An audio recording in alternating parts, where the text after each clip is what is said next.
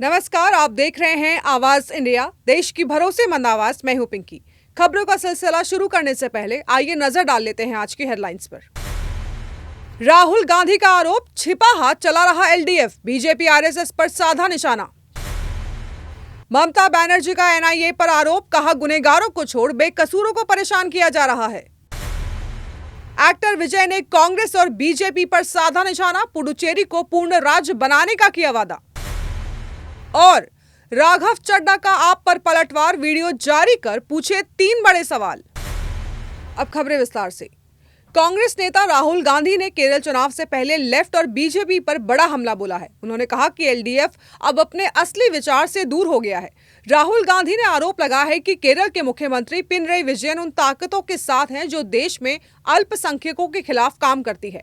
Congress LDF को विचारधारा के आधार पर चुनौती देती थी, लेकिन अब एलडीएफ में लेफ्ट जैसा कुछ नहीं बचा है। एलडीएफ के पीछे कोई छिपा हुआ हाथ काम कर रहा है। उनके अनुसार यह हाथ लोगों को बांटने और नफरत फैलाने का काम करता है। राहुल गांधी ने प्रधानमंत्री नरेंद्र मोदी पर भी निशाना साधा। उन्होंने कहा है कि पीएम दूसरे राज्यों में धर्म और मंदिर की बात करते हैं, लेकिन केरल के मुद्दों पर चुप रहते हैं। उन्होंने सवाल उठाए कि जब वे बीजेपी और आरएसएस के खिलाफ बोलते हैं तो उन पर कार्रवाई होती है, लेकिन केरल के नेताओं पर कोई सख्ती क्यों नहीं होती। यही वजह है कि पीएम केरल में आकर इन मुद्दों को नजरअंदाज कर देते हैं। उनके इस बयान से चुनावी माहौल और भी गर्म हो गया है। पश्चिम बंगाल की मुख्यमंत्री ममता बनर्जी ने मालदा जिले के मोथाबाड़ी में हुई हिंसा को लेकर केंद्र सरकार और एनआईए पर निशाना साधा। उन्होंने कहा है कि असली गुनहगार फरार हो गए हैं, लेकिन एनआईए अब बेकसूर स्थानीय लोगों को पकड़कर परेशान कर रही है। ममता बनर्जी ने कहा है कि 2 सांप्रदायिक पार्टियों ने न्यायिक अधिकारियों का घेराव किया है और भाग निकली। अब एनआईए जांच के नाम पर हमारे स्थानीय युवाओं को परेशान कर रही है। उन्होंने दावा किया है कि इस एजेंसी ने करीब 50 मासूम लोगों को उठाया है। ममता का इशारा कथित तौर पर आईएसएफ और एआईएमआईएम की तरफ था। मुख्यमंत्री ने चुनावी रैली में पूछा कि कितने लोगों के नाम वोटर लिस्ट से हटाए गए हैं और स्थानीय नेताओं को निर्देश दिए कि प्रभावित लोगों की मदद करें।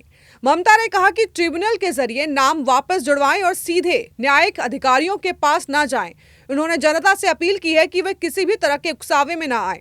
ममता ने भाजपा पर आरोप लगाया है कि वो हिंसा बढ़ाकर केंद्रीय एजेंसियों का इस्तेमाल कर हमारे लोगों को परेशान कर रही है।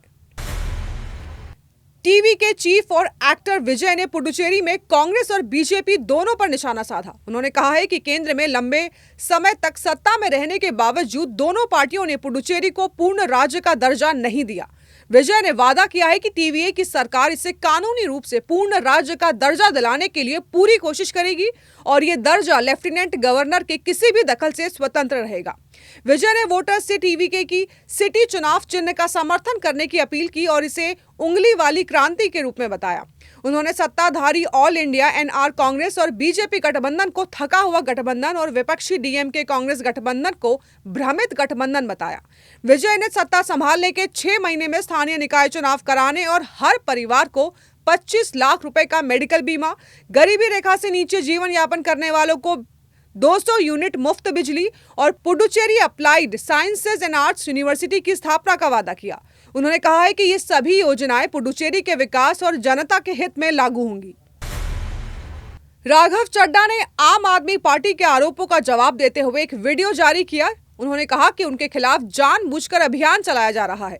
उन पर गलत और एक जैसे आरोप लगाए जा रहे हैं। इस दौरान उन्होंने पार्टी से 3 बड़े सवाल भी पूछे। उन्होंने पूछा कि कब उन्होंने विपक्ष के वॉकआउट में साथ नहीं दिया। साथ ही उन्होंने ये भी पूछा कि पार्टी ने उन्हें मुख्य चुनाव आयुक्त के खिलाफ मोशन पर साइन करने को कब कहा था। राघव ने कहा कि इसके कोई सबूत हो तो सामने लाए जाएं। उन्होंने खुद को निर्दोष बताते हुए सभी आरोपों को झूठा करार दिया। राघव चड्ढा ने कहा कि वो संसद में लड़ाई करने नहीं बल्कि मुद्दे उठाने आए हैं। उन्होंने बताया कि उन्होंने पंजाब के पानी, दिल्ली की हवा और जीएसटी जैसे मुद्दे उठाए हैं। संसद में हर जगह कैमरे लगे हैं और फुटेजेस से सच सामने आ सकता है। पार्टी ने उन्हें किसी मोशन पर साइन करने के लिए नहीं कहा था। उनके अनुसार कई अन्य सांसदों ने भी साइन नहीं किए थे। फिर सिर्फ उन्हें ही निशाना क्यों बनाया जा रहा है। राघव ने कहा कि सच्चाई सामने आनी चाहिए और झूठे आरोप बंद होने चाहिए। वक्त हो चला है एक छोटे से ब्रेक का।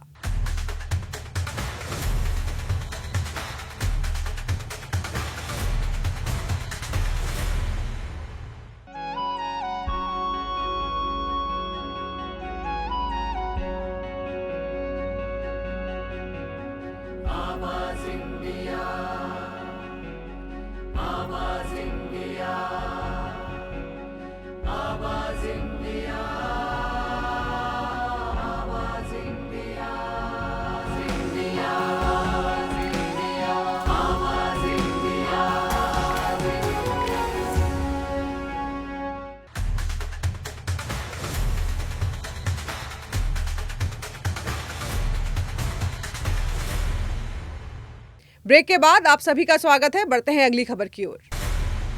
उत्तर प्रदेश के सहारनपुर जिले से एक शर्मसार करने वाली घटना सामने आई है। यहां गंगोह के मदरसा दारुल उलूम जकरिया में एक मासूम बच्चे के साथ टीचरों ने अमानवीय बर्ताव किया।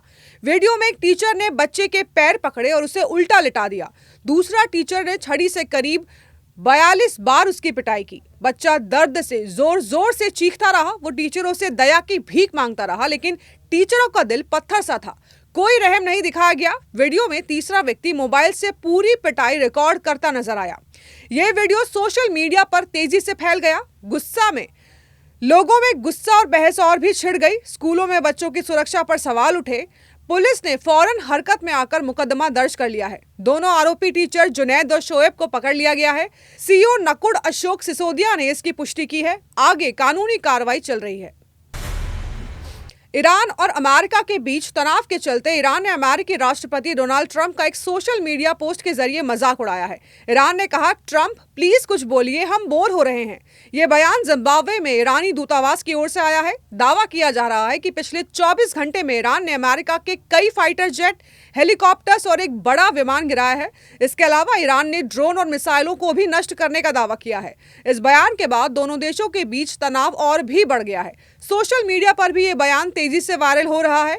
ईरान के इन दावों से ट्रंप के हालिया बयान पर भी सवाल उठने लगे हैं। ट्रंप ने कहा था कि ईरान की सैन्य ताकत कमजोर हो चुकी है, लेकिन ईरान लगातार हमले कर रहा है और अमेरिकी ठिकानों को निशाना भी बनाया जा रहा है। इजराइल के तेल अवीव से लेकर मिडिल ईस्ट के कई इलाकों में हमले हुए हैं। इससे हालात और गंभीर होते जा रहे हैं। दोनों देशों के बीच टकराव बढ़ने से पूरी दुनिया की चिंता बढ़ी हुई है। फिल्म टोस्टर का ट्रेलर रिलीज हो गया है, जिसमें राजकुमार राव का एक अलग अंदाज देखने को मिल रहा है। यह फिल्म एक डार्क कॉमेडी है, जिसमें आम आदमी से जुड़ी कहानी दिखाई गई है। ट्रेलर में राजकुमार एक बेहद कंजूस इंसान के रोल में नजर आ रहे हैं। वो छोटी छोटी चीजों में पैसे बचाने की कोशिश करते रहते हैं। कहानी तब दिलचस्प हो जाती है जब वो शादी में दिया गया एक टोस्टर वापस लेने पहुंच जाते हैं। शादी टूटने के बाद वो अपना गिफ्ट वापस मांगते हैं। जब टोस्टर नहीं मिलता तो वो उसे चुराने की कोशिश करते हैं और मुसीबत में फंस जाते हैं। फिल्म में सानिया मल्होत्रा राजकुमार राव की पत्नी के किरदार में नजर आ रही हैं। वो उनकी कंजूसी से परेशान दिखती हैं और दोनों के बीच मजेदार टकरार देखने को मिलती है। ट्रेलर में अभिषेक बैनर्जी की भी झलक दिखाई गई है। इसके अलावा कई और कलाकार भी फिल्म का हिस्सा है। यह फिल्म 15 तारीख को OTT पर रिलीज होगी। ट्रेलर को दर्शकों से अच्छा रिस्पांस मिल रहा है। अब फैंस फिल्म के रिलीज होने का इंतजार कर रहे हैं। जोस बटलर ने युवा खिलाड़ी वैभव सूर्यवंशी की जमकर तारीफ की है। गुजरात टाइटंस के विकेटकीपर बल्लेबाज बटलर ने कहा है कि ये 15 साल का खिलाड़ी आगे जाकर क्रिकेट पर राज कर सकता है। राजस्थान रॉयल्स के कैंप्स में दोनों के बीच मुलाकात हुई, जिसका वीडियो भी सामने आया है।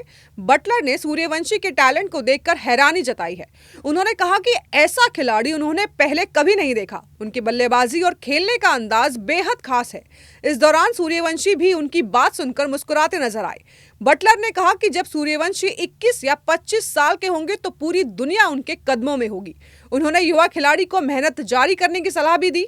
बटलर ने उनकी बेखौफ बल्लेबाजी की जमकर तारीफ की। टीम मैनेजमेंट ने बताया कि सूर्यवंशी हमेशा बटलर जैसा खिलाड़ी बनना चाहते हैं। वहीं IPL में भी उन्होंने शानदार शुरुआत की। चेन्नई सुपर किंग्स के खिलाफ उन्होंने सिर्फ 17 गेंदों में 52 रन बनाए थे। उनके इस पारी ने सभी का ध्यान अपनी ओर खींच लिया। तो देश और दुनिया की बड़ी खबरों में फिलहाल के लिए इतना ही। जुड़े रहिए आवाज इंडिया के साथ। जल्द होगी मुलाकात। तब तक के लिए नमस्कार।